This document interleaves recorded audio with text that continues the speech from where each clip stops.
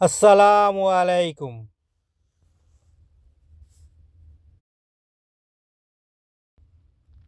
What? First term exam, course 101, Computer Fundamentals. When? October 4th and 5th, 2025. 11 a.m. to 1 p.m. Who? Anyone can take the exam. You don't have to be their student for that. Cost. Exam fee is only $10. How? There will be preparation sessions for the exam. Non-students can join one or all sessions. They just pay $10 for each session. Where? 61 Church Avenue, Brooklyn, New York, 11218. If you are interested, feel free to contact Abdullah Juber, Program Manager EDP.